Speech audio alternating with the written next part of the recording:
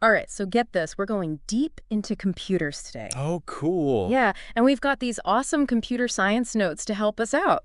Nice. Yeah, they break down everything, all these complex ideas, into like bite-sized pieces. Ah, okay. Yeah, it's like having a tech expert like right there with you Yeah, explaining it all. that's awesome. Yeah, so by the end of this, you're going to know all about the hardware and the software that make computers tick. Sounds good. Have you ever wondered, like, what happens when you click a button? Yeah, Or how after. information, like, travels across the world so fast? Yeah, it's crazy how fast it is. Yeah, we're going to find out. I'm excited. Me too. This is cool stuff. Yeah, and you know what's great about these notes? What's that? They don't just like define things. They explain why stuff works the way it does. Right, right. Like it's one thing to know what a CPU is, Yeah. but it's a whole other thing to understand like how its design makes your computer fast. Yeah, like, why is it fast? Yeah. Cool. So let's get started then. Okay. Let's go right to the heart of it all. The CPU, Right. the central processing unit. Some people call it the brain of the computer. Right. I think it's more like a city, though, like a busy city Oh, okay. with all these different areas that all have their own jobs. Interesting. Yeah, so the notes break it down into its main parts. Okay. There's the ALU, the CU, the FPU, registers, and cache. Whoa.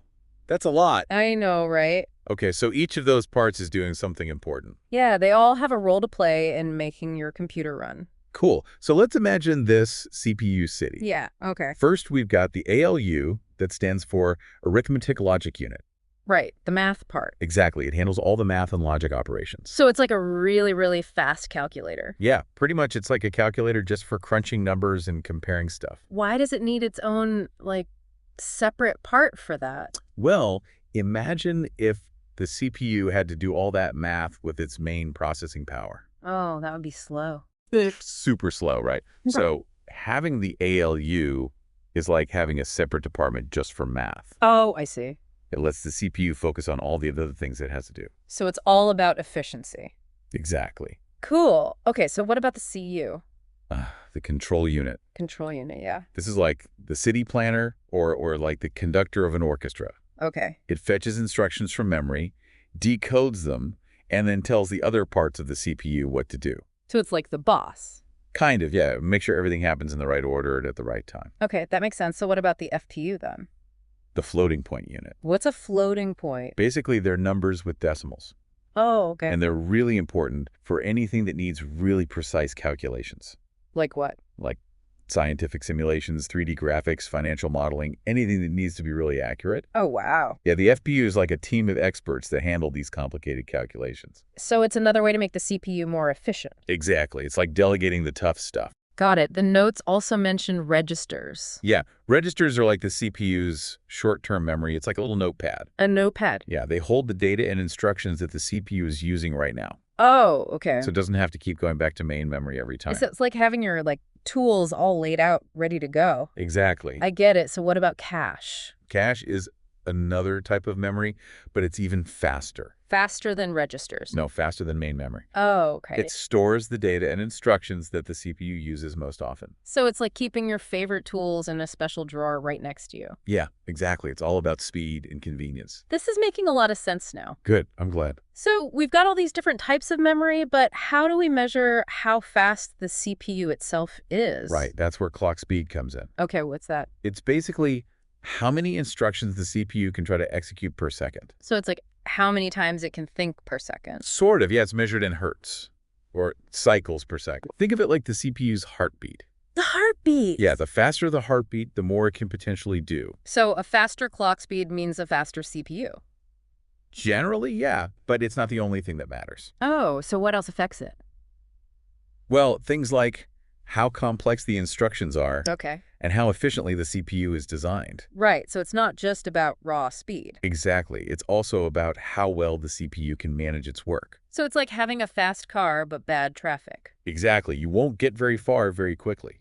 That makes sense. Now, what about multi-core processors? Ah, yes, multi-core. That's another way to boost performance, right? Definitely. Instead of having one super fast core, you have multiple cores. Yep, and they can work together on different tasks. So it's like having multiple chefs in a kitchen. Precisely. You can get way more done that way. But how do they work together? There are two main ways. Parallel processing and hyperthreading. Okay, what's the difference? Parallel processing is like giving each chef their own dish to make they work on them at the same time. Got it. Hyperthreading is a bit trickier. It's like having one chef quickly switching between different tasks. Oh, so it looks like there are multiple chefs. Exactly. It's about making the most of a single core.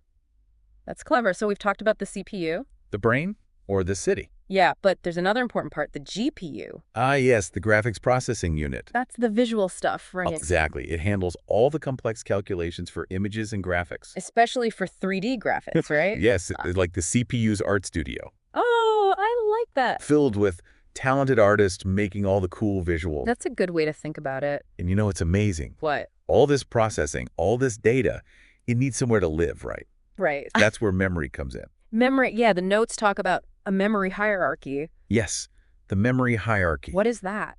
It describes the different types of memory in a computer Okay. and how fast they are.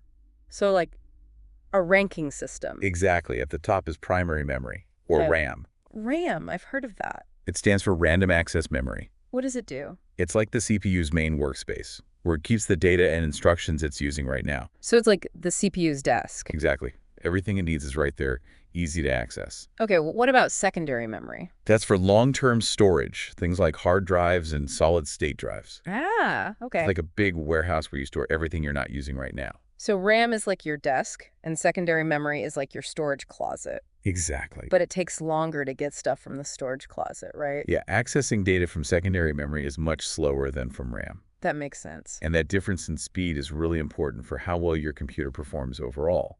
So a fast CPU needs fast memory to keep up. Exactly. They need to work together. This is all starting to click now. I'm glad. So cache, we talked about that earlier, that helps bridge the gap between the CPU and RAM, right? You got it. Cache is like a special storage area that keeps the most frequently used data from RAM even closer to the CPU. So it's like having your most used tools right on your desk. Exactly. It saves the CPU from having to go all the way to RAM every time it needs something. So cache is like a shortcut. You could say that it's all about making things faster. This whole memory hierarchy thing is pretty cool. It is. It's like a well-coordinated system, with each type of memory playing its part. It's amazing how it all works together. It really is, and it highlights how important it is to understand how all the different parts of a computer interact. We've covered a lot, the CPU, the GPU, and memory. It's a lot to take in. But all that processing power and data needs somewhere to be stored permanently, right? Right. That's where storage solutions come in. Like hard drives and solid-state drives. Exactly. And there's a lot to say about those. I'm ready to dive into the world of data storage. Let's do it. Let's see what these notes have to say about HDDs and SSDs. It's a fascinating topic. Lots of interesting technology there. All right, let's go. Okay. Okay, so we've talked about the CPU, like that bustling city, Yeah. and the GPU, the art studio. Right. And we've seen how memory is like this organized workspace Uh-huh. with a warehouse for all the stuff you don't need right away. Exactly. But where does all that data actually live? Oh, that's where Well- data storage comes in. Yeah, like the long-term storage. It's essential for any computer. Totally. It's the difference between like just processing information and actually remembering it. Exactly, like learning and growing. So these notes go into HDDs and SSDs. The two big players in the storage game. Ah, the classic HDD versus SSD. Yeah. I remember when SSDs first got popular, Yeah. they were so much faster. But so expensive. I know, right? It's crazy how much things have changed. I know. It wasn't that long ago. I was like agonizing over which one to get. Yeah, you had to weigh the pros and cons. Totally, but the technology has come a long way. It really has. So these notes, they explain how each type of drive actually works. Yeah, that's key to understanding why they're different. Okay, so HDDs, those are the old ones. The old guard, they use spinning magnetic disks, Spinning disks. like a record player, but for data. Oh, okay, so it's like a record player. But instead of music, it's storing your files. So there are these spinning disks. Right. And then a mechanical arm that moves across them. With a read-write head, that's how it accesses the data. That sounds kind of, I don't know, fragile. It is. That's one of the downsides of HDDs. Oh, so what else? All those moving parts, they make it more prone to damage. Damage. Yeah, like if you drop your computer, Oh, right. or if it vibrates too much. I see. Plus, they're slower and noisier than SSDs. That makes sense if it has to physically move to find the data. Exactly. It's going to take longer. So what about SSDs then? SSDs are different. They use flash memory. Flash memory. Yeah, like a giant grid of tiny electrical switches. A griddle switches. Yeah, each cell can hold a charge, representing a bit of data, A bit of data. like a 1 or a 0. Oh. Like a massive array of light switches. Light switches for data. Exactly. They can be flipped on or off to store information. So there's no moving around to find the data. It's all electronic. That's why they're so much faster. Exactly. No mechanical parts to slow things down. But what about storage capacity? Ah, that's where HDDs used to have the advantage. They could store more. Yeah, and for a lower cost. So SSDs were more expensive for less storage. Right. But things have changed. Oh, how so? SSD technology has gotten so much better. Okay. Now you can find SSDs with huge capacities. Like comparable to HDDs. Yeah, they're catching up.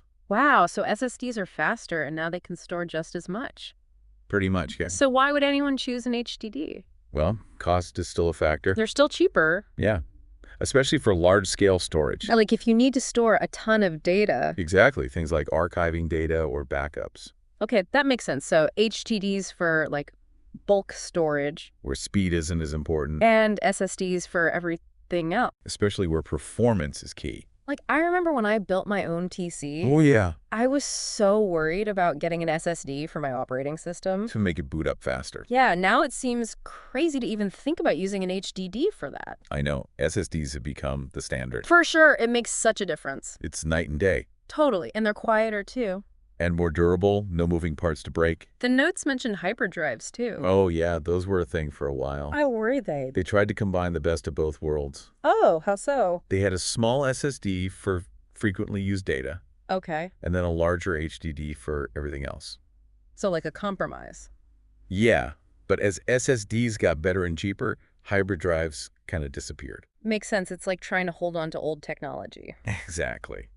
So we've talked about data storage, Where all that data lives. but how does it all fit together? That's where the motherboard comes in. The motherboard, right, connects everything. It's like the central nervous system of the computer. The nervous system. Yeah, it controls and coordinates everything. I always thought of it as the foundation. It is, but it's more than that. Oh, okay. It's the communication hub. I see. So it's like the backbone of the whole system. Exactly. So it provides the pathways for data to flow. Through buses, they're like the roads and highways of the computer. And it distributes power too, right? Yeah, like a power grid.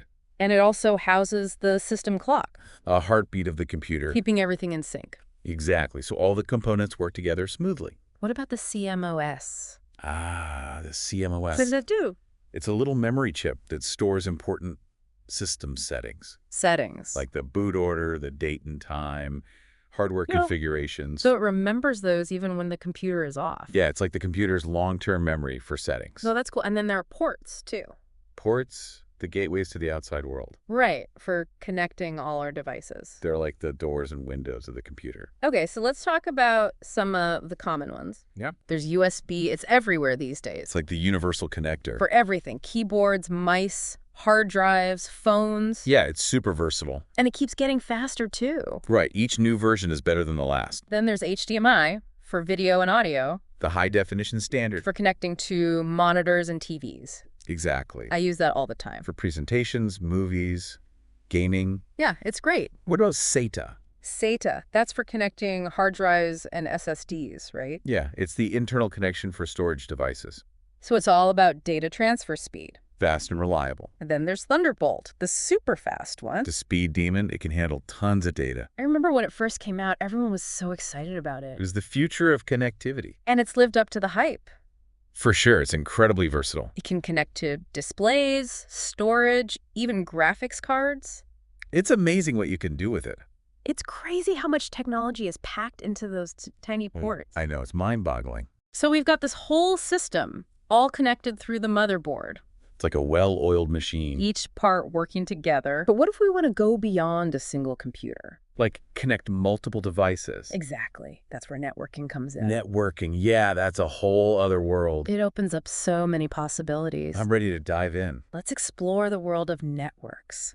Networking, it's everywhere these days. I know, right? It's like the glue that holds our digital world together. I've always been fascinated by it, like how information can travel so fast across the globe. It's mind-blowing, isn't it? Totally, but all the technical stuff can get kind of confusing. Oh, yeah, it can definitely be overwhelming.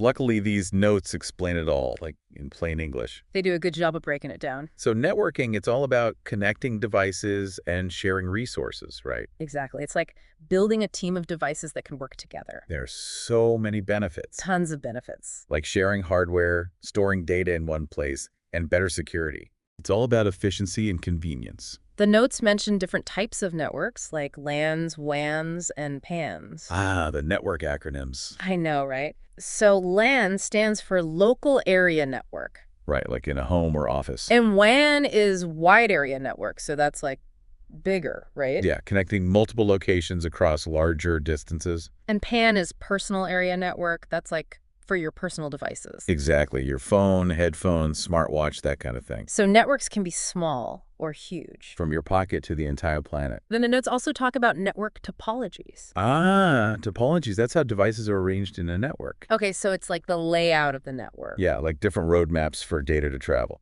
I get it. So what are some common topologies? Well, there's bus, star, ring, and mesh. They all have pros and cons. Okay, tell me about the bus topology. Imagine a single main road with houses branching off. Oh, okay. It's simple and cheap, but if there's too much traffic, it gets congested. Not ideal for rush hour then. Not really. What about the star topology?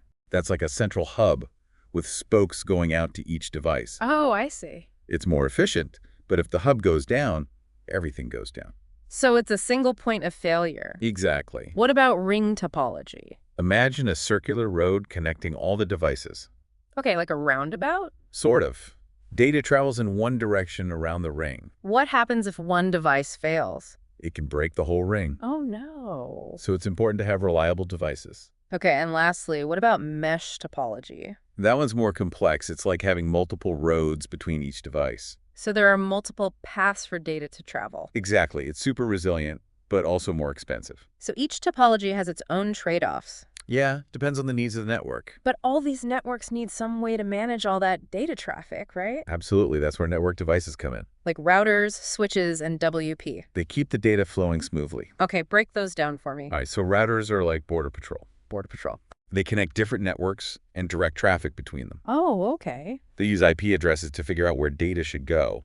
Like the GPS of the network. Sort of, yeah. They make sure data gets to the right destination. What about switches then? Switches are more local. They connect devices within the same network. So routers are for between networks and switches are for within a network. Exactly. Okay, got it. What about WPs? Those are wireless access points for Wi-Fi. Oh, right. So we can connect wirelessly. Exactly. They send and receive data over the airwaves.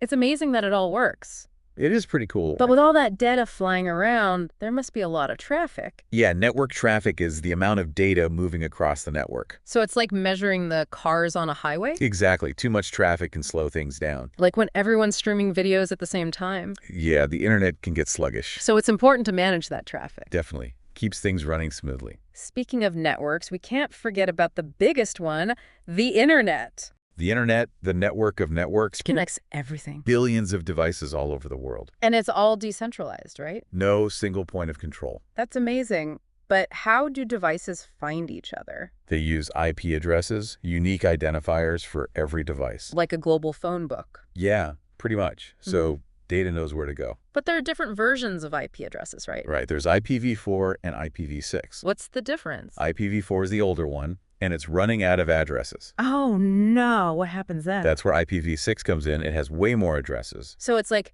an upgrade for the future. Exactly. Plenty of room to grow. It's mind-blowing how complex the internet is. And it's always evolving. But we interact with it mostly through the World Wide Web, right? Yeah, the web is like a giant library built on top of the internet. With websites and hyperlinks and all that. It's how we access information and services. And it's changed so much over the years. From Web 1.0 to Web 2.0, and now we're moving towards Web 3.0. It's amazing how fast technology changes. It really is.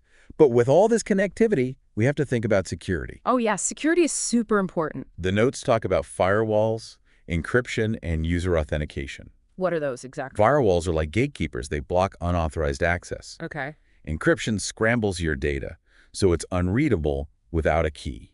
So it's like a secret code? Exactly. And user authentication verifies your identity. So Only the right people can access the data. Right. It's all about layers of protection. Like a fortress for your data. Exactly. And it's crucial to stay informed about potential threats. So always use strong passwords and be careful what you share online. Great advice. We've covered a lot today. We have, from the hardware to the software to the networks that connect it all. It's amazing how it all works together. Yeah, it's like a symphony of technology. And we're just scratching the surface. There's always more to learn. That's the beauty of computer science. It's constantly evolving. Well, I've learned a ton today thanks to these awesome notes. It's been a pleasure exploring them with you. Same here. I hope everyone listening learned something new too. I'm sure they did. There's so much to discover in the world of computers. So keep exploring, keep learning, and who knows what amazing things you'll find. That's the spirit. Stay curious and keep diving deeper. And that wraps up our deep dive into the fascinating world of computers. Until next time. See you then.